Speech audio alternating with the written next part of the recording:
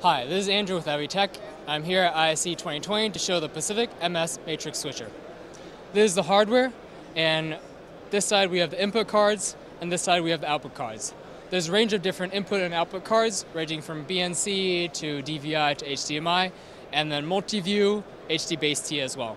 With the control board, this lets me have mouse and keyboard control over the entire system, and also gives me a graphical user interface for setup and control.